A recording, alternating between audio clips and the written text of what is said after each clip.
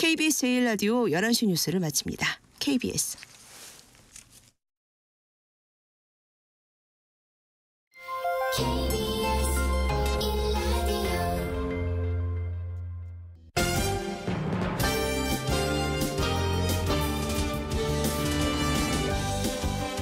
KBS 1라디오 신사원의 오늘 세계는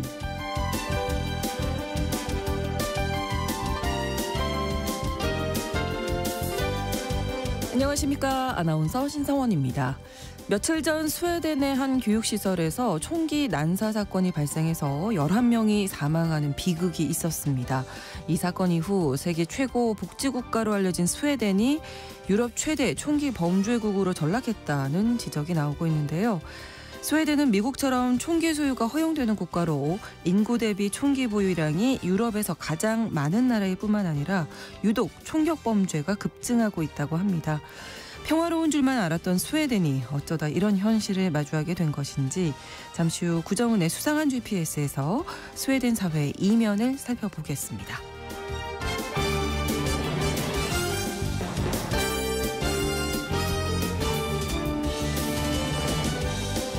오늘 주목할 국제사회 뉴스 헤드라인 뉴스와 키워드로 정리해드립니다.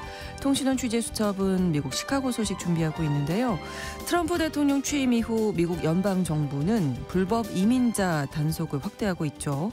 그런데 시카고는 피난처 도시 정책을 펼치면서 위기에 처한 이민자들을 돕고 있다고 합니다. 자세한 상황은 통신원 연결해서 알아보겠습니다. 2월 7일 금요일 KBS 1라디오 신성원의 오늘 세계는 시작합니다.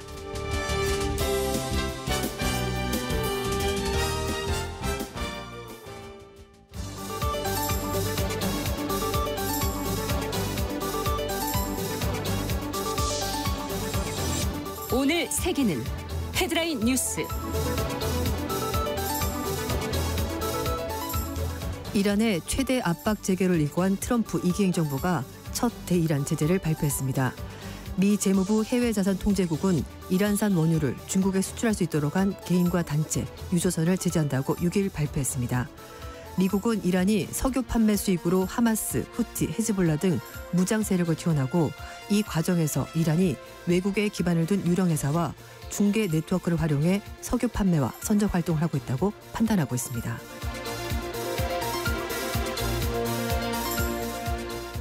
미국 의회가 정부 소유 기기에서 중국의 생성형 인공지능인 딥시크 애플리케이션 사용을 금지하는 법안을 추진합니다. 법안을 발의할 예정인 공화당의 라우드 의원은 어떤 상황에서도 중국 공산당 회사가 민감한 정부 또는 개인 데이터를 입수하는 것을 허용할 수 없다고 주장했습니다. 미국의 월스트리트저널은 딥시크가 출시한 인공지능 앱이 현재 미국에서 가장 많이 다운로드되고 있지만 의도적으로 사용자 로그인 정보를 중국의 이동통신 회사에 보낼 수 있는 코드가 숨겨져 있다는 업계 분석을 전했습니다. 중국 정부는 이 같은 움직임과 관련해서 민간 기업의 불법적 데이터 수집과 저장을 요구하지 않는다면서 일방적인 정치 공세라고 반박했습니다.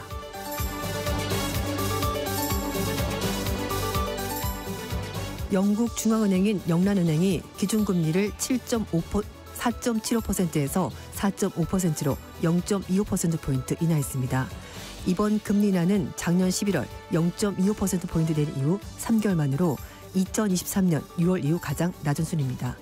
앤드류 베일리 총재는 디플레이션 과정이 계속됨에 따라 금리를 더 인하할 수 있다는 것으로 기대한다면서도 그러나 얼마나 멀리 얼마나 빠르게 인하할지 회의마다 판단할 것이라고 설명했습니다.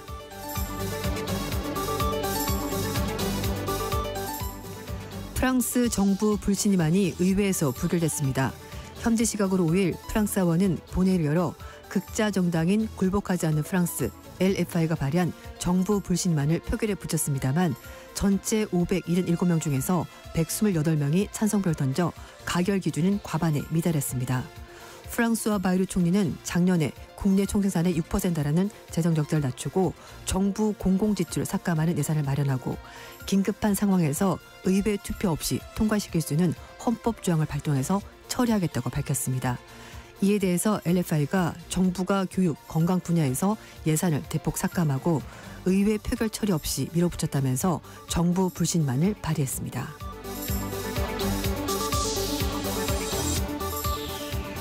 미 연방법원이 연방 공무원 대상의 조기 퇴직 프로그램의 시행을 일시적으로 중단시켰습니다.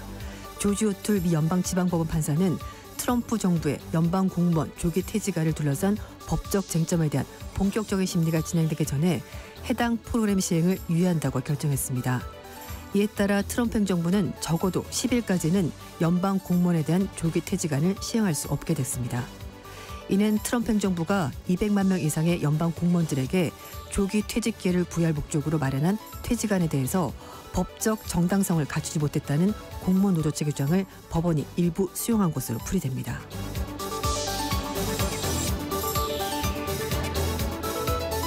오늘의 헤드라인 뉴스 외신캐스터 조윤주 씨가 전해주셨습니다. 그리고 날씨 관련 특보가 들어와서 잠시 전해드릴 텐데요. 오늘 조금 전이죠. 오전 11시를 기해서 제주 앞바다에 풍랑경보가 발효됐습니다. 해당 지역 제주 북부 앞바다, 제주 동부 앞바다, 제주 서부 앞바다 이렇게 제주 앞바다 지역인데요. 높은 파도가 발생할 위험이 있는 방파제, 방조제 등에는 가지 않으시는 게 좋겠고요. 바닷가는 파도에 휩쓸릴 위험이 있기 때문에 나가지 않도록 하셔야겠습니다. 또 항해 또는 조업 중인 어선들, 인근 선박이나 무선국 등 관계기관에 연락을 하고 대피를 하셔야겠습니다. 오전 11시를 기해서 제주 앞바다에 풍랑경보가 발효됐다는 소식 전해드렸습니다. 자, 이번에는 키워드로 정리한 국제사회 뉴스 살펴봅니다. 첫 번째 키워드는 전쟁을 끝낼 청사진이네요. 네. 미국 정부가 다음 주 러시아 우크라이나 전쟁을 종전할 청사진을 제시할 것으로 알려졌습니다.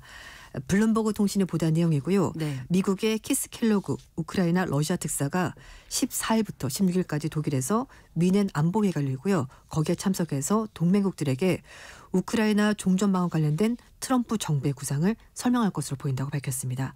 구체적인 내용이 나온 건 아닌데요. 일단 양측이 교전을 잠정 중단하고 러시아의 우크라이나 점령지를 그대로 둔 채 러시아가 다시 공격을 재개할 수 없도록 우크라이나 안보를 보장하는 내용이 큰 틀이라고 합니다. 네. 켈로그 특사가 우크라이나 전쟁에 대해서 힘을 통한 평화라는 트럼프 대통령의 원칙을 언급했다고 하는데요. 근데 문제는 양측의 입장이 아직은 좀 다릅니다. 우크라이나 어쨌든 북대서양 조약기구 나토에 가입을 하는 걸 전제로 해서 영토를 양보하겠다는 건데 이건 또 러시아가 수용을 못하겠다는 입장이기 때문에 이걸 어떻게 조율할지 그렇죠. 좀 문제가 될 것으로 보이는데 어쨌든 켈로그 특사가 우크라이나 대통령과 어떻게 의견을 좁힐지가 가장 중요한 부분일 것으로 보입니다. 트럼프 대통령이 최근에 우크라이나 요구한 히토류 등 자원 개발과 군사 지원 거래 내용도 종전 구상에 포함된 것 아니냐라는 관측이 나오고 있습니다. 러시아와 우크라이나 입장 좀 더 구체적으로 좀 알아볼까요? 네, 일단 양쪽 모두가 긍정적인 반응이 나오고 있긴 합니다. 네. 크렘린궁 대변인은 러시아와 미국의 개별 부서들이 접촉을 하고 있고 최근에 관계가 강화됐다라고 밝혔고요. 러시아가 미국과 종전 관련 논의를 인정한 것은 이번이 처음입니다.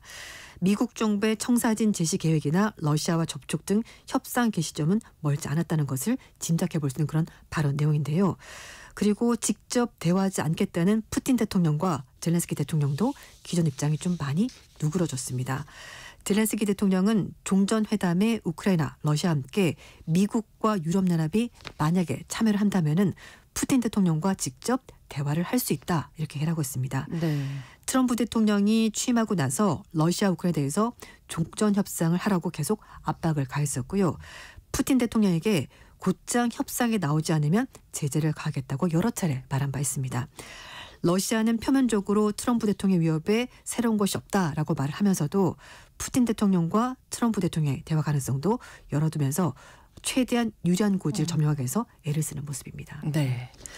자, 다음 키워드는 싸우자는 건 아니지만 대응은 하겠다. 네, 예, 맞습니다. 내용이에요. 이게 이제 중국의 입장인데요. 중국 정부가 트럼프 대통령이 관세 인상의 표적으로 삼은 캐나다, 멕시코 등과 함께 공동 대응하겠다는 입장을 밝혔습니다. 네. 중국 상무부 대변인이 어제 브리핑을 가졌는데요. 트럼프 대통령의 캐나다, 멕시코에 대한 관세 인상을 30일 유예하기로 했는데 그 얘기를 하면서 중국이 관련 국가들과 함께 자유무역, 다자주의를 강조를 할 것이고 일방주의와 보호무역주의에 대해서도 공동으로 대응해서 국제무역의 질서 있고 안정적인 발전을 수호해 나가겠다라고 밝혔습니다. 네. 트럼프 대통령이 멕시코, 캐나다에서 25% 관세 인상 시행을 하루 앞둔 날 30일 동안 다시 유예를 두겠다라고 밝혔는데요. 하지만 10% 관세 인상을 대상으로 지목된 중국에 대해서는 4일부터 유예 조치 없이 곧바로 관세 부과에 들어갔습니다. 그러자 중국이 미국의 관세 인상에 대해서 즉각적으로 미국을 세계무역기구 WTO에 제소하고 석탄, 석유 등 일부 미국산 제품에 대해서 10에서 15% 추가로 관세를 물리게 했고요. 네. 특수 광물에 대해서 역시 마찬가지로 세금을 더 관세를 물리기로 했습니다. 그런데 중국이 미국이 4일부터 중국에 대해서 추가적으로 관세를 인상하겠다 밝혔음에도 불구하고 네. 중국은 10일부터 미국에 대한 관세를 시작하겠다라고 밝혀서 며칠간 열을 뒀기 때문에 어쨌든 미국과 중국 간의 대화 여지는 남아있다라고 볼 수가 있을 것 같습니다. 네. 중국 상무부 입장은 트럼프 대통령이 지금 말씀드린 캐나다, 멕시코뿐만 아니라 앞으로 유럽연합이나 한국, 일본 등 어쨌든 미국 입장에서 적자를 보고 있다는 그런 나라에 대해서 관세를 인상할 것으로 보이기 때문에 이런 나라들과도 공동 전선을 펼치겠다 이런 의사를 반영한 것으로 보입니다. 어쨌든 중국 입장에서 미국과 무역 분쟁을 하지 않겠지만 네. 그래도 뭔가 압박을 가하겠다 이렇게 네. 보이네요. 근데 여기서 잠깐 떠오르는 것이 바이든 대통령 정부 시절에 네. 바이든 대통령이 사실 좀 상대방 국가를 압박할 때 동맹국들과 연합을 구성했었거든요. 그거 벤치마킹 한 걸까요? 중국도 이제 비슷한 입장의 나라들과 공동 연대를 하겠다 이렇게 얘기를 하고 있습니다. 네. 계속해서 좀 전해주시죠. 예. 일단 중국이 그렇다고 이제 가만히 있을 건 아니고요. 네. 대응은 하겠지만 중국도 어느 정도 미국에 대해서 압박을 가하겠다는 겁니다. 일단 구글에 이어서 애플에 대해서도 반독점 당국이 조사를 검토하고 있다는 얘기가 나왔습니다. 네. 트럼프발 무역 전쟁이 시작되면서 트럼프 대통령의 핵심 우군이라고 해야 되겠죠. 이제는 실리콘밸리 빅테크 기업들을 이제 표적으로 삼겠다라는 건데 네. 중국의 국가시장 감독총관리국이 애플의 인앱 결제 서비스 그리고 수수료 정책에 대해서 조사를 준비하고 있다고 보도가 나왔습니다. 네. 애플이 인앱 결제할 때 최대 30% 수수료를 떼가는데요. 뿐만 아니라 외부 결제를 금지하는 관행도 살펴보겠다라고 밝혔습니다. 애플의 이 같은 관행은 유럽연합에서도 문제로 제기가 되면서 작년에 유럽연합이 디지털 시장법 시행에 따라서 이제 좀 분위기가 바뀌었다 지적을 하고 있다는 얘기인데요. 유럽연합도 마찬가지로 이런 부분을 들여다보고 있습니다. 중국 당국이 작년부터 애플 경영진들과 정책 변화를 논의했고 애플의 정책 변화가 만약에 없다면은 당국이 공식 조사에 들어가겠다 했는데 네. 이 부분을 적극적으로 검토하고 있는 것으로 보입니다. 미국의 라이스 대학교의 한 그 관계자는 얘기를 하는 것이 빅테크가 미국 경제에 차지하는 중요성이 굉장히 크고 그렇기 때문에 트럼프와 동맹을 맺었다는 점에서 이렇게 다른 국가들의 보복의 표적이 되는 거다 이렇게 설명했습니다. 그렇군요. 예. 다음 키워드는 합의와 기대가 같은 의미라고 하셨는데. 네. 미국이 완전히 체면을 구긴 일이 벌어졌습니다. 이 파나마 측의 거센 반발에 미국이 앞으로 미국 정부 소유의 선박이 파나마 운하를 지날 때 통행료를 내지 않아도 된다고 발표했는데 이게 사실이 아니었다라면서 해당 주장을 철회했습니다. 네. 현재 도미니카 공을 방문하고 있는 마르코 루비오 국무장관이 기자들과 만나서 미국이 파나마가 수수료를 철회하기로 기대를 했지만 그전엔 합의했다고 말했었거든요. 기대를 했지만 파나마는 파나마 항구와 관련된 따른 여러 가지 법률과 절차가 있다. 이렇게 한 발 물러섰습니다.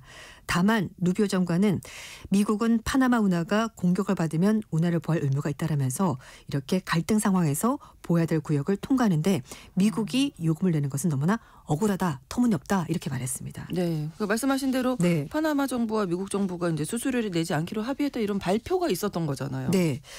이 미 국무부가 이 소셜 미디어에서 공식 계정을 통해서 밝힌 내용이었습니다. 네. 파나마 정부가 더는 미국 정부 선박에 대해서 파나마 운하 통행료를 부과하지 않기로 합의했다. 이렇게 발표를 했었거든요. 이에 따라서 미국 정부가 연간 수백만 달러를 절감하게 됐다고 이렇게까지 발표했습니다. 그런데 미국 정부가 이걸 발표한 그 당일날 파나마 운하청이 통행료 변경은 없었다라고 거부 의사를 분명히 밝혔고요. 네. 여기에다가 몰리노 대통령은 기자회견까지 했습니다. 그러면서 미 국무부의 발표는 참을 수 없는 거짓말이다. 이렇게 말하면서 미국 대통령 지휘하에 미국의 외교정책을 관장하는 기관에서 거짓말에 근거해서 중요한 성을 낸 이유가 도대체 뭐냐라면서 정말 화를 냈습니다. 네, 예. 직접적으로. 무르노 대통령은 파나마 운하 통행료 변경이 법적으로 불가하다는 것을 미국 국방부 장관과의 통화에서 직접 얘기를 했고 대통령에게 운하 통행료 관련해서 권한이 없다 이렇게 강조했습니다. 네. 사실 이거는 통화 내용을 공개라면 명확하죠. 그렇죠. 근데 사실 나라 정상들 간에 이렇게 굉장히 고위급 관료들 간에 통화 내용을 공개하진 않잖아요. 그렇죠. 그러니까 대통령이 얼마나 답답했으면 당일날 바로 이렇게 기자회견까지 했겠습니까. 일단 파나마 정부 설명을 보면 파나마 운항청 설립과 운영에 관련된 법률이 있습니다. 예. 법률 76조인데요. 정부나 파나마 운항청은 파나마 운하 사용에 대한 통행료 또는 수수료를 면제할 수 없다라고 분명히 규정이 되어 있습니다. 그러니까 이런 여러 가지 법적 절차를 무시하고 미 국무장관이 일방적으로 합의했다라고 얘기를 한 거죠. 그랬더니 파나마 정부가 법적 근거를 대면서 사실이 아니다라고 분명히 입장을 밝혔습니다. 네. 어쨌든 트럼프 대통령도 계속해서 파나마 운하 둘러싸고 물러서지 않는 모습을 보이기 때문에 이 문제가 또 어떻게 새로운 국면을 그러니까요. 접어들지 지켜봐야 될 것 같습니다. 뭐 합의 과정이 있었던 건지 그 과정에서 뭐 잘못 유출된 것도 아니고 공식 계정이 이렇게 나왔으니까. 그러니까요. 예, 거기다가 거기다가 또 정부 입장에서는 합의했다고 말했다가 기대를 했던 거다 이렇게 말을 바꾸니까 예. 신뢰도가 떨어지죠. 그렇습니다. 다음 키워드 모두가 떠나버린 섬. 네. 세계적인 관광지, 신혼여행도 여기 굉장히 많이 가는 곳인데요. 그리스 산토리니 섬에서 지진이 멈추지 않자 그리스 정부가 현지 시각으로 6일 날 비상사태를 선포했습니다. 네. 이번 조치는 3월 1일까지 유효하다고 하는데요. 산토리니 섬에서 지난달 말부터 거의 매일 지진이 지금 발생하고 있습니다. 5일 밤에도 지진이 있었는데요. 5.2의 지진이 발생했고 네. 처음으로 규모 5가 넘어서는 지진이 발생해서 산사태, 낙석 위험이 커지자 그리스 정부가 비상사태를 결정했습니다. 뭐 가보신 분들도 아실 테고 사진으로 보신 분도 많을 텐데요. 굉장히 경사가 심합니다. 그 섬이. 그렇죠. 그래서 위험한 것으로 보이는데 일단 전문가들은 지진 활동이 언제 끝날지 정확히 예측하기가 힘들다라고 밝혔고요. 어쨌든 이렇게 매일 지진이 발생하는 것이 굉장히 이례적이다라고 얘기를 하고 있습니다. 네. 그리스의 주요 지진 연구기관인 아테네 지구 역학 연구소에 따르면 지난달 26일부터 산토리니 섬 그리고 이나피 섬, 이웃 섬에서 인근 해역에 있는 섬에서 지금 6천 건 이상의 지진이 발생했다고 그렇군요. 하는데요. 네네네. 다행히 인명피해는 없었습니다. 네. 다만 지진이 계속해서 일어나는 것이 좀 전례가 없었던 일이고 지금 주민들의 탈출 행렬 이어지면서 배편과 항공편이 추가로 편성이 됐습니다. 뭐 상점, 식당 다 문 닫았고요. 학교도 네. 문을 닫았습니다. 현재까지 산토리니 섬의 주민이 16,000명 정도가 살고 있었는데 이 중에 네. 11,000명 이상이 비행기, 배를 이용해서 섬을 다 떠난 것으로 보이고요. 그렇군요. 주민은 16,000명인데요. 1년 동안 여기에 340만 명의 관광객이 들어가서 관광을 즐기는데 지금 관광객이 다 끊겼습니다. 영국 일간지 가디언지는 산토리니 섬의 거리, 골목이 으스할 정도로 텅 비어 있다라면서 분위기를 전했고요. 경찰은 약탈과 도난 범죄를 막기 위해서 지금 순찰을 강화했다고 합니다.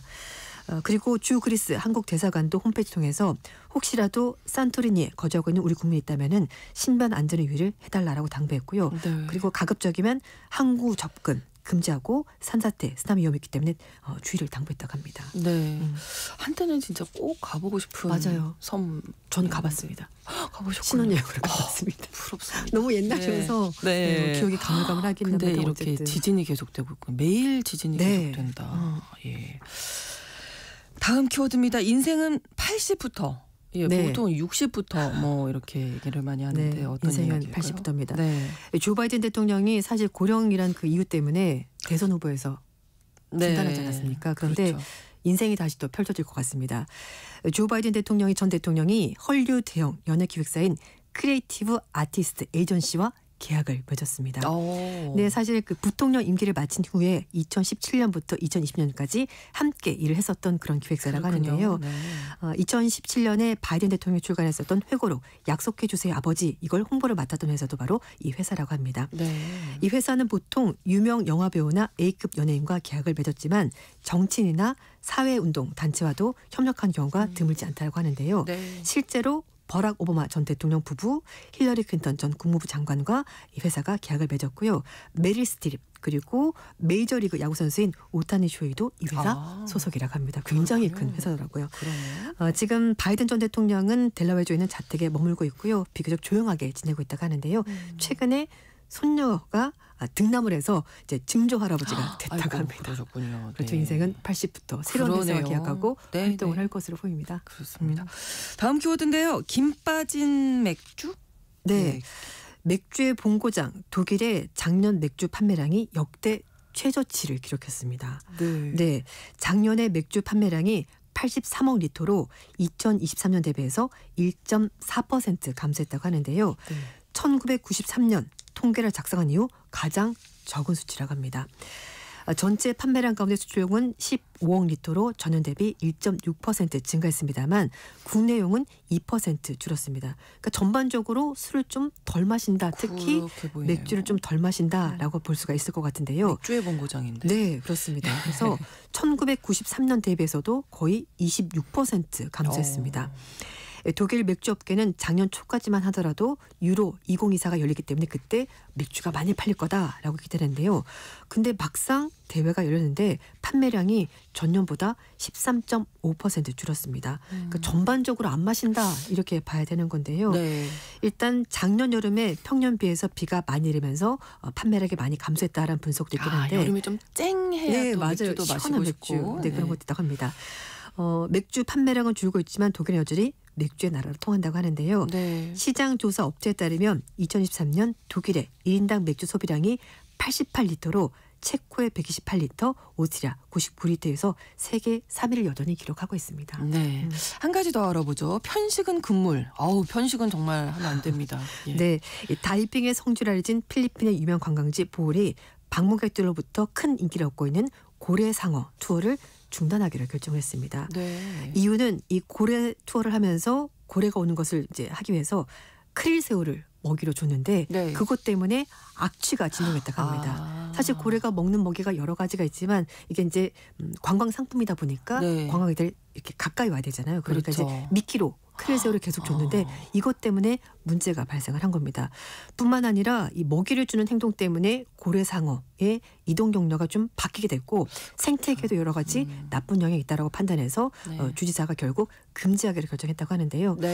자연스럽게 야생동물이 사는 게 가장 좋긴 한데 또 이걸 보러는 사람이 많다 보니까 또 주정부 입장에서는 관광 수입이 되잖아요. 그래서 이걸 먹이를 하나만 주다 보니까 이런 문제가 발생했습니다. 그래서 그대로 유지하는 것도 우리가 또 지켜야 할 의무가 아닌가. 맞습니다. 생각도 듭니다. 헤드라인 뉴스와 키워드 외신캐스터 조윤주 씨와 함께했습니다. 고맙습니다. 네, 감사합니다. KBS 라디오 신성원의 오늘 세계는 1부 마무리하겠습니다. 11시 30분부터 일부 지역에서 해당 지역 방송 보내드립니다. 주디 콜린스의 노래 Both Sides Now 함께 듣겠습니다.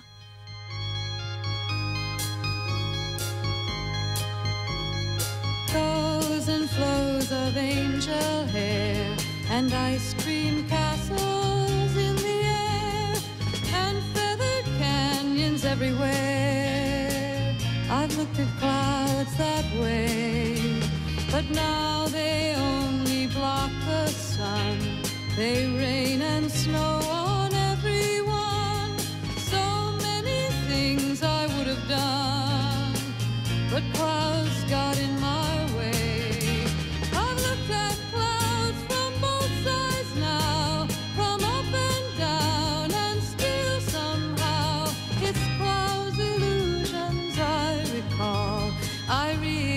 Don't know clouds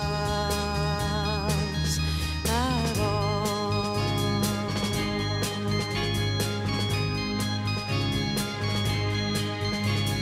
Moons and Junes and Ferris wheels, the dizzy dancing way you feel when every fairy tale comes real. I've looked at love that way, but now it's just another show.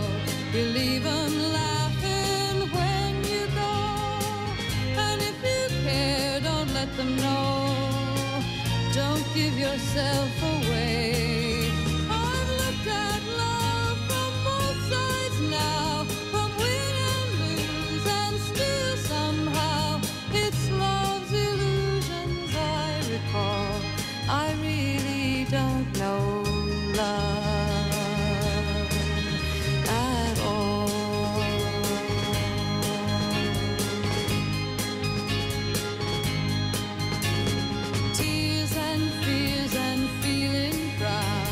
to say I love you right out loud. Schemes and dreams and circus crowds. I've looked at life that way, but now old friends are acting strange. They shake their... 지금 시각은 11시 30분입니다. KBS Ladies and gentlemen. 국제사회의 다양한 뉴스를 한눈에 KBS 1라디오 신성원의 오늘 세계는 세계를 바로 보는 최소한의 투자입니다.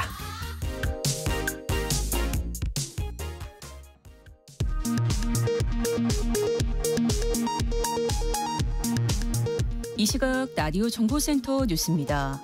국민의힘 권영세 비상대책위원장은 윤석열 정부가 추진해온 동해 심해 가스전 사업 대왕고래의 경제성 확보가 어렵다는 1차 시추 결과와 관련해 시추를 더 해보는 게 필요하다는 입장을 밝혔습니다. 더불어민주당 이재명 대표는 국민연금 개혁 논의를 조속히 시작해야 한다며 지난 국회에서 국민의힘이 실망스러운 태도를 보여왔지만 이번에는 다르길 바란다고 밝혔습니다. 중국 인공지능 딥시크에 대한 접속 차단 방침이 전방위로 확산하고 있습니다. 대부분의 정부 부처는 물론 금융권과 기업들도 민감한 정보 수집이 우려된다며 사용 제한에 합류했습니다. 네이버의 지난해 연결 매출액이 전년 대비 11% 성장한 10조 7,377억 원을 기록했습니다. 영업이익은 전년 대비 32.9% 증가한 1조 9,793억 원으로 나타났습니다. 국내 인터넷 플랫폼 기업 가운데 매출 10조 원을 달성한 것은 네이버가 처음입니다. 올해 예비군 훈련이 다음 달 4일부터 전국 160개 훈련장에서 시작됩니다. 도박 빚을 갚으려고 미국 프로야구 선수 오타니 쇼헤이의 돈에 손을 혐의로 기소된 전 통역사 미자하라 이페이가 미국 법원에서 징역 4년 9개월형을 선고받았습니다. 1,800만 달러의 배상금 지급 명령도 받았습니다. 지금까지 라디오 정보센터 뉴스 정한나였습니다.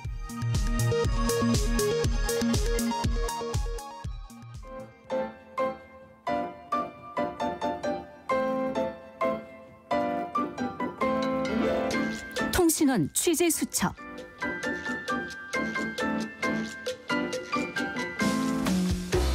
피난처 도시라는 말 들어보셨습니까? 법적인 용어는 아닌데요. 이민자들을 보호하고 지원하면서 불법 이민 단속 당국에 관련 정보를 제공하지 않는 지역을 말합니다. LA, 샌프란시스코, 시카고 등이 있는데요. 이런 피난처 도시 중에 한 곳이죠. 시카고에서는 불법 이민 단속의 핵심 타깃으로 거론이 되면서 긴장감이 높아지고 있다고 합니다. 오늘 통신원 취재 수첩 시카고 유정임 통신원 연결해서 현재 상황 자세히 들어봅니다. 안녕하세요. 네, 안녕하세요. 시카고입니다. 네, 현재 분위기 요즘 어떻습니까? 네, 트럼프 대통령이 취임 일주일 만에 불법 이민자 단속을 대대적으로 펼치면서 일리노이주 시카고에서도 특히나 집중적으로 단속이 이뤄지고 있습니다. 네. 시카고는 인구 260만 중 50만 명 이상이 이민자로 추정되는 곳인데요. 네. 불법 이민 단속의 핵심 타깃으로 거론됐기 때문에 이민 단속이 시작되면서 시카고의 주요 도심 거리가 유령의 도시로 물려만큼 아주 스산한 분위기입니다. 그렇군요. 여기에 이민 단속국을 도와서 다수의 연방기관이 동원된 대대적인 단속 결과 지난달 26일 하루에만 1,000명에 육박하는 이민자가 체포됐다는 소식이 들려오면서 시카고에서도 많은 서류미비 이민자들이 불안에 떨고 있습니다. 실제로 서류미비 이민자들을 돕고 있는 한 한인 단체에 따르면요. 네. 많은 서류미비 한인들이 자신들의 상황에서 공포와 불안에 떨고 또 어떻게 해야 하는지에 대한 도움의 문의가 끊이질 않고 있습니다. 불안감이 정말 클 것 같은데 시카고에서 이분들 서류가 미비된 그런 한인들 돕고 있다고요? 네, 그렇습니다. 지난달 22일에는 미주 한인 봉사교육단체 협의회와 미국 전역의 가입단체들이 반이민자 정책 대비 공동대응 방안에 대해 기자회견을 열었습니다. 네. 이민국 단속에서도 기본적으로 서류 미비자일지라도 권리를 침해받거나 자유를 어겼다는 의무는 없다면서 단속으로부터의 권리를 반드시 찾고 또 적절하게 대응을 해야 한다고 네, 죄송합니다. 알렸습니다. 이에 따라 시카고에서도 핫라인을 활성화하고 현재 200여 명의 미주 각 지역의 자원봉사자들이 콜센터에서 도움을 주고 있는데요. 핫라인은 서류 미비 한인들이 긴급할 때 한국어로 도움을 받을 수 있고요. 긴급 상황에 처한 동포들의 질문에 신뢰할 만한 대답과 필요한 도움을 주려는 목적으로 24시간 운영되고 있습니다. 네, 교회나 학교 등에서도 이 단속 활동이 있다고요? 네, 그렇습니다. 시카고 경찰국은요, 이에 대해 시카고 법에 따라 단속국의 이민 단속에 협조하지 않을 것이라고 밝혔습니다. 네. 시카고 경찰의 정책 외에도 일리노이 주 정부가 지역 경찰이 이민자 지위에 대해 질문을 하거나 이민 단속반에게 협조하는 것을 금지하고 있기 때문인데요. 대량 추방이 예고되는 가운데 시카고 경찰은 이민자 지위로 인해 체포나 구금을 할 수 없고요. 또 이민국 단속반에게 신병을 인도하기 위한 협력 등을 제공하지 않기로 했습니다. 네. 이런 대량 검거와 추방 정책에 대해 사실 많은 사람이 두려워하는 상태라면서요. 만약 이민국 단속반이 급습을 해서 체포를 시도한다면 침묵할 권리가 있고 또 문을 열어주지 않을 권리도 있음을 알렸습니다. 네. 이외에도 공립학교에서는 학생의 이민 신분을 묻지 않고요.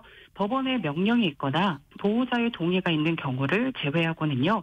학생 기록을 단속국과 공유하지 않고 또 이렇게 도움을 주고 있다고 강조를 하고 있는데요. 네. 프리츠커 주지사는 단속국이 시카고에서 최대 2,000명을 대상으로 하고 있다는 소식을 들었다면서 그러나 시카고에서는 누구든지 자신들의 권리를 지킬 의무가 있다면서 절대 협조하지 말 것을 지방자치단체에 당부했습니다. 다만 서류 미비 이민자로서 형사범으로 기소된 경우는 추방되어야 할 것이라고도 덧붙였습니다. 그렇군요. 네, 미국 법무부에서 일리노이주를 상대로 소송을 제기했네요. 네, 맞습니다. 피난처 도시답게 비협조적으로 나오니까 실제로 단속국이 이민 단속에 애를 먹고 있는 모습입니다. 일리노이주의 이 같은 비협조로 6일입니다. 오늘 연방정부가 지방자치단체들을 상대로 일리노이주와 시카고시의 법률이 연방정부의 이민법 집행을 방해해서 위헌이라고 소송을 제기했습니다. 법무부는 주와 지방에서 제정한 여러 법이 연방정부의 이민법 집행을 방해하고 차별하기 위해 설계됐고 실제로 그런 역할을 하고 있다고 소송 이유를 밝혔는데요. 그러면서 이런 법은 연방법과 주법이 충돌할 경우 연방법을 우선하도록 한 헌법 조항에 위배된다고 주장하고 있습니다. 네. 또 트럼프 정부는 그동안 시카고나 LA 같은 피난처 지자체들을 비판하고 강도 높은 대응을 하겠다고 경고를 해온 와중에 나온 첫 소송이기 때문에 사실 앞으로 어떤 결과가 나올지 그 관심도 높아지고 있습니다. 네, 결과가 어떻게 나올지 정말 궁금한데 현재 학생 신분의 서류가 이제 준비되지 않은 그런 대학생들도 많다고 하는데 정말 불안할 것 같아요. 지금 상황에서는. 네, 맞습니다. 서류 미비 한인 학생들도 시카고의 많은 대학에서 학업을 이어가고 있는 상황을 제가 직접 취재한 결과 확인을 할 수 있었는데요. 학교로까지의 급습을 걱정하면서 서류 미비 한인 대학생들은 불안과 공포로 인해 크게 위축되고 있는 분위기입니다. 또 일부 대학들은 워크숍을 개최하고 비영리 법률 서비스 단체와 협력을 강화해서요. 캠퍼스에 있는 불법 체류 신분 학생들이 학교에 계속 남을 수 있도록 도움을 주고 있는 모습도 찾아볼 수 있었습니다. 또 이에 대해 이민 전문가들은요. 만약에 이민 집행관이 집이나 학교에 나타났을 때 가장 좋은 방법은요. 아무 말도 하지 않고 침묵을 지키면서 가능하면 빨리 이민 변호사에게 전화를 해서 도움을 받는 것이라고 조언하고 있습니다. 알겠습니다. 오늘 소식 여기까지 듣겠습니다. 고맙습니다. 네, 고맙습니다. 네, 미국 시카고에서 유정임 통신원이었습니다.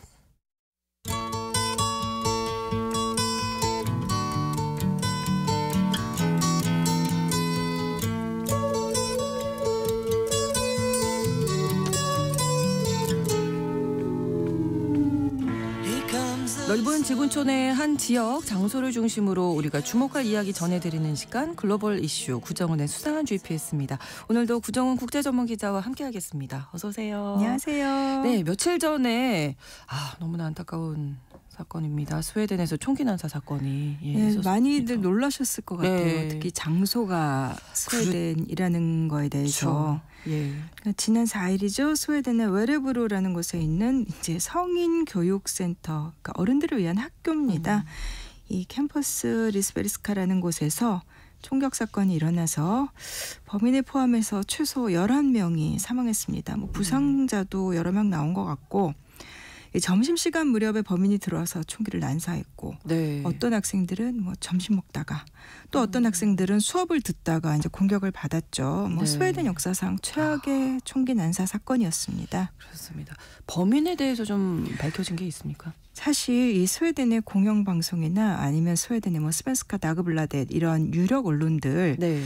이런 데서는 이제 경찰의 공식 발표가 있을 때까지 사실은 왜 무죄 추정 원칙 이런 것도 그렇죠. 그렇고 그래도 네네. 선동적인 보도가 될 수 있어서 이제 범인에 대해서 상세하게 보도는 안 해요. 예전에 독일 언론들도 비슷한 사건이 있었을 때 이 가해자를, 그러니까 범인을 함부로 특정하는 것도 문제고 또 범인이 부각시키는 것이 오히려 테러범들한테도 도움이 될 수 있는 이런 선전 효과가 있는 거라서 좀 안 하는데, 그렇군요. 그래도 뭐 많이 좀 스웨덴의 일부 언론들이 좀 보도를 하기는 했습니다. 그래서 35살의 리카르드 안데르손이라는 이제 남성이었고 현장에서 숨진 채로 발견이 됐고요.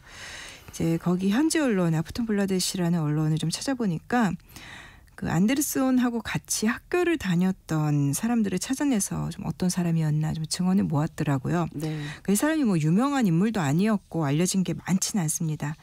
근데 나온 거를 종합해 보면 어릴 때는 그냥 평범한 어린이였는데 네. 10대 이후에 아주 일찍 어느 시기부터 은둔형 외톨이로 변해갔다. 좀 정신적인 문제가 있었던 것 같다. 뭐 말을 안 하려고 자기 손으로 자기 입을 가리고 다니기도 하고, 별명이 후디였대요. 후디 덮어쓰고 다니거나, 모자를 이렇게 쓰고 다녔군요. 얼굴을 가리고. 두건을 쓰고 오거나 그랬고, 그래서 시립 고등학교에 가기는 갔는데 거의 모든 과목을 낙제해서 사실 졸업도 인정을 못 받은 것 같고, 그다음에 학교 마친 뒤에 취업도 못했고 뭐 실직 상태였다. 이 정도가 지금까지 나온 것들이에요. 그렇군요. 이 웨레브로는 어떤 지역인가요? 여기가 스톡홀름에서 서쪽으로 한 200km 정도 떨어진 도시입니다. 네. 그러니까 뭐 노르웨이 수도 오슬로하고도 뭐 330km. 그러니까 중세 때부터 이 스칸디나비아 반도에서 내륙 상업의 중심이었다라고 나오기는 하는데 네. 작은 도시입니다. 인구가 한 12만 명 정도 되더라고요. 이 리스베리스카라는 학교, 이 공격의 대상이 된 이 학교는 1860년대에 문을 연 역사가 긴 교육시설이에요. 네. 근데 뭐 이름과 그다음에 학생들 여러 번 바뀌었는데 뭐 처음엔 여학교였다가 그다음에 뭐 남녀공학 중학교도 됐다가 네. 다시 고등학교 됐다가 그리고 2017년부터는 이제 성인 교육시설이 됐습니다.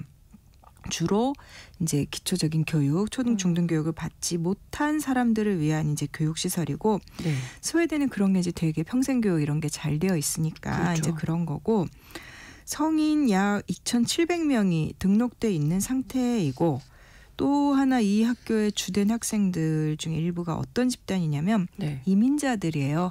이민자들이 와서 스웨덴어 배우고 좀 적응하고, 그래서 학생 중에 800명이 이민자 코스로 등록돼 있다고 해요.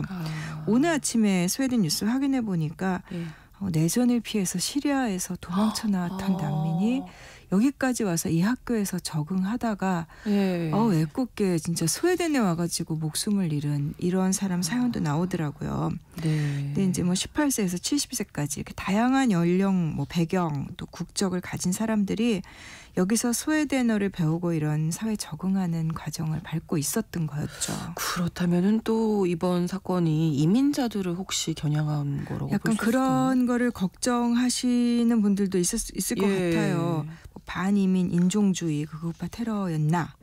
아니면 뭐 미국에서 수시로 일어난 것처럼 좀 엇나간 사람들의 이 불특정 다수를 향한 그런 총기 난사 행위가 유럽에서도 나오는 거 아니냐? 뭐 여러 가지 우려가 나오는데 아직은 단언하기는 이르고 경찰도 매우 신중합니다. 지금 네. 현재까지는 일단 단독으로 저지른 걸로 보이고 뭐 배후에 누가 있었다라든가 이런 조짐은 현재까지 없고요.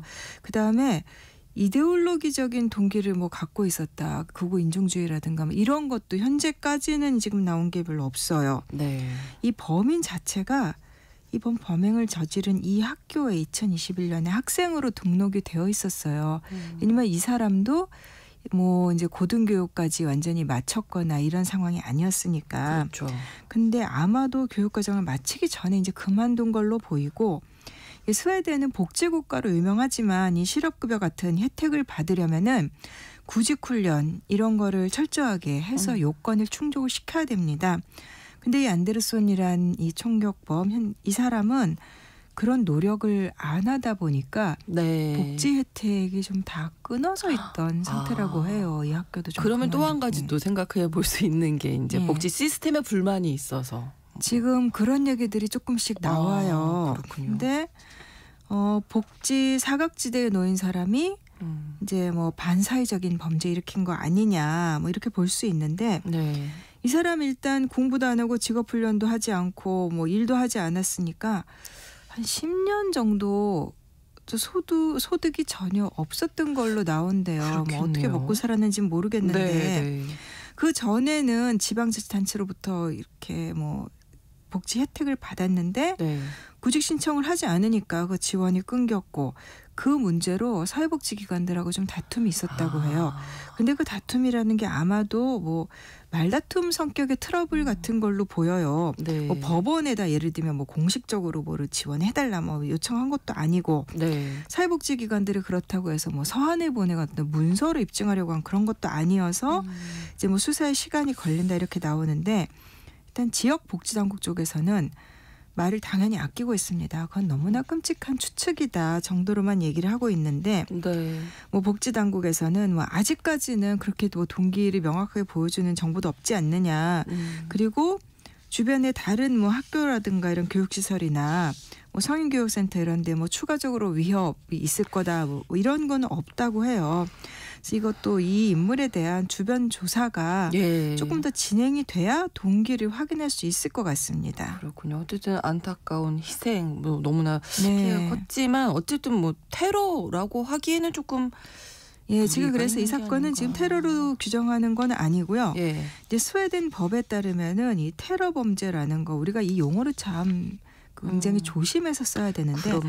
네. 뭐 여러 사람을 뭐 이렇게 다치게 했다라고 해서 모든 걸 다 테러라고 그 말 자체가 사회에서 굉장히 두려움 같은 거를 심어주잖아요. 사회 결석을 해치고 네. 그거 자체가 테러의 목적인 것도 있고 그래서 스웨덴법에 따르면은 목적 테러라는 걸 명확하게 규정을 합니다. 그 목적이 다중들에게 두려움을 심어주기 위한 행위. 네. 두 번째로는 공공기관이나 정보기관이 특정 조치를 하게 하려는 목적 혹은 못하게 하려는 목적. 이 공공기관에 영향을 미치려는 목적. 그다음에 이제 세 번째가 광범위하게 뭐 정치적, 헌법적, 경제적, 사회적 구조를 불안정하게 하거나 파괴할 목적. 이런 식의 목적을 가지고 저지른 행위를 테러라고 한다라고 명시를 하고 있는데 네. 지금의 이 사건은 범행 동기가 아직은 이런 것들에 해당된다라고 볼 수 있는 명시하기 힘듭니다. 그렇죠. 그래서 많이 나오는 게 그 2011년 7월 노르웨이의 그 브레이비크 사건이라고 아마 기억하시는 분들 많으실 거예요. 네. 아네르스 브레이비크라는 젊은 남성이 이 77명 사망하게 했고 그때 뭐 수류탄까지 터뜨리고 정당 네. 행사 찾아가서 아주 끔찍한 테러 공격이었는데 뭐 총기 난사도 하고 근데 당시에 그 범인 브레이비크는 극우 반인종주의를 명시를 했었어요. 그렇죠. 소셜미디어 이런 데 뭐 자기 뭐 선언까지 올리고 공격 이유를 계속해서 주장을 하고 네. 그리고 또 북유럽은 아니지만 2019년 3월에 뉴질랜드의 그 크라이스트처치라는 도시에서 이슬람 사원 공격한 사건이 있었는데 이때도 백인 인종주의자였던 범인이 네. 소셜 미디어에 계속해서 나는 뭐 이래서 반대한다 뭐 이러면서 뭐 범행 동기를 밝혔었거든요. 네. 근데 이번 사건은 현재로 봐서는 은둔형 외톨이가 그렇죠. 그냥 총기를 난사한 걸로 보이고 네. 정치적인 이유는 현재까지는 분명치 않습니다. 네, 좀 더 주변 조사가 이루어져야 할 것으로 보이고 스웨덴에서 그러니까 총기 소지가 자유로운 편인 거죠. 그게 제일 좀 이게 결국은 예. 총기 규제 얘기가 나올 수밖에 없어요. 그렇죠. 네. 근데 이제 유럽 같은 경우 유럽연합 차원에서 2015년부터 총기 관련 지침을 만들어서 시행 중이고 네. 뭐 제가 자료를 찾아보니까 그것도 몇 차례 개정하고 하면서 다듬고 있는데 네. 이게 소유를 통제한다기보다는 유럽연합 차원의 조치는 네. 회원국들 사이에 총기 유통이나 이전 이런 거를 규제하는 내용이에요 주로. 그렇군요. 왜냐하면 그 총기 규제법은 현재까지는 각 회원국의 그 국가의 소관입니다. 근데 전체적으로 보면은 스위스, 체코, 핀란드가 총기가 비록 자유롭게 비교적 허용되는 나라들이고 네. 덴마크도 좀 관대한 편입니다. 근데 스웨덴은 경찰의 허가를 받아서 소지할 수 있습니다. 네. 이제 문제는 그 허가가 과연 얼마나 엄격하고 룰에 충실했느냐라는 건데 그렇죠. 이게 스웨덴 남성들도 일종의 그 징집 같은 게 있어요. 그러니까 18살이 되면 입대를 해야 됩니다. 네. 근데 이게 국가복무위원회라는 것이 있어서 여기서 성인이 된 남성들의 자격을 심사해서 군대에 보낼지 말지를 결정을 해요. 뭐 우리나라에서 복무청이 그런 거 하잖아요. 그렇죠. 네, 이번 사건의 범인이 안데르손은 복무 자격이 없다라는 판정을 받았었습니다. 왜요? 교육을 제대로 마치지 못한 것, 정규 교육 과정 학력 부족이 이유였습니다. 그렇군요. 이 안데르손 범인이 네. 거의 중등, 그러니까 고등학교까지예요. 우리식으로 하면 네. 이 과정에 거의 다 낙제를 했거든요. 그래서 이제 그 문제로 이제 군대도 안 간 사람이에요. 그러네요. 근데 주변 증언 같은 걸로 봐서는 정신적인 문제가 있었다라는 이야기들이 좀 나오는데 네. 문제는 이 사람이 총기 면허를 받았다는 겁니다. 소총 내정을 소지할 수 있는 총기 면허를 갖고 있었고 이번 범행 때 그중에 총 3자로 흉기 가져간 것으로 현재까지는 이제 보도가 됐는데 총기 면허를 받으려면 경찰이 요구하는 적성 검사를 받아야 하고 네. 사냥 면허 같은 것도 있어야 돼요. 근데 어떻게 면허를 그러면? 받을 수 있었느냐. 네네. 뭐 현지 언론들은 이렇게 경찰에 답변을 요구했으나 경찰은 답을 하지 않고 있다. 뭐 이렇게 지금 보도들이 나오고 있습니다. 절차가 굉장히 느슨했을 가능성이 있는 거죠. 네네. 그 요즘 스웨덴에서 뭐 갱단이 기승을 부린다, 총기 범죄가 늘었다 이런 보도가 예, 많았죠. 요즘 그 네. 국내 언론에도 몇 번 보도가 됐었죠. 네. 잠깐 그 인구 100명당 총기 숫자를 보면요. 네. 세계에서 미국이 압도적인 1위입니다. 인구가 100명이면 총기는 120정, 사람보다 총이 훨씬 많습니다. 그러네요. 그 다음이 굉장히 내정이 불안정한 예멘이에요. 근데 100명당 한 50정 조금 넘어요. 미국이 미국의 압도적이군요. 정말 압도적이에요. 미국의 네. 절반도 안 돼요.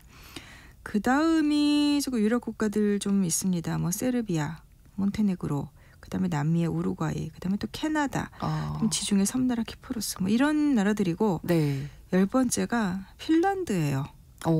좀 의외죠. 예. 100명당 32정. 핀란드가 유럽에서는 인구 대비 총기 보유량이 가장 많습니다. 네. 스웨덴은 100명당 뭐 23자로. 스웨덴도 유럽에서는 이렇게 뭐 1등은 아니지만 세계에서 20등 안에 들 정도로 총기 비율이 높은 나라입니다. 네. 문제는 총기의 어떤 소지 비율이 아니라 유럽에서 총격 범죄가 유독 늘고 있는 나라가 스웨덴이라는 거예요. 그렇죠. 근데 이 총기 폭력이 사실 1990년도 조금씩 나오다가 네. 2000년대 중반부터 느끼기 시작했고 2013년부터 급증했다라고 하는데 이게 좀 여러 가지 원인들이 있는 것 같아요. 네. 2021년까지 일단 통계만 보면은 갱단의 총기 폭력 이게 굉장히 많아서 네.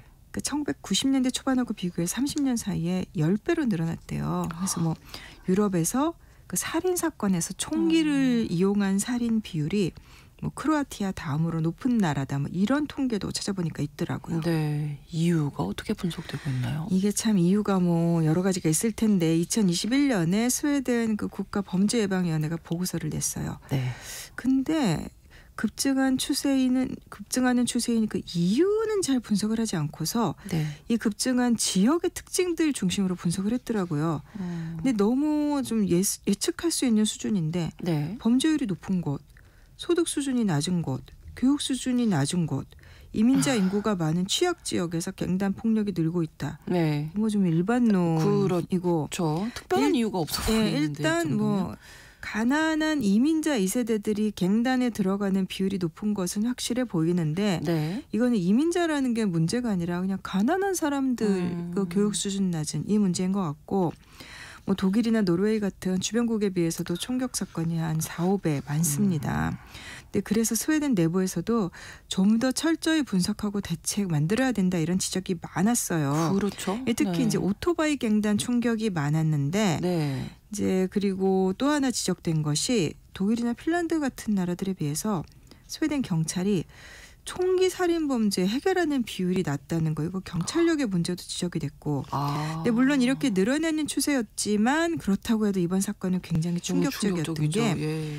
지금까지 나온 이 총기 사건들은 대체로 갱단 간에 벌어진 싸움들이었습니다. 대체로. 네. 그래서 뭐 총격 현장에 있던 행인들이 이제 우발적인 그렇게 총탄 맞아서 숨진 적은 있었는데 네. 다중시설을 겨냥해서 이렇게 매스 슈팅이라고 하잖아요. 집단을 상대로 총기 난사하는 거. 이런 공격은 드물었고 학교 총격도 사실 없지는 않았습니다. 네. 2010년부터 2022년까지 학교에서 발생한 걸 보니까 사망자가 나온 공격이 7번이나 됐어요. 근데 7번 합쳐서 전체 사망자가 10명이니까 네. 대량 총기 난사라고 할 수는 없었는데 이번 사건이 그런 차에 일어난 거죠. 네. 스웨덴 총리가 총기 난사가 발생한 날은 암흑의 날이다 이렇게 언급했다고요. 충격이 사실 우리가 생각해봐도 상상해봐도 너무 클 것 같아요. 네. 뭐 스톡홀름 의사당 그리고 왕궁에 당연히 조기가 걸렸고요. 네. 그다음에 카를 16세 구스타프 국왕하고 실비아 왕비도 이번 사건 벌어진 학교를 방문했고 네.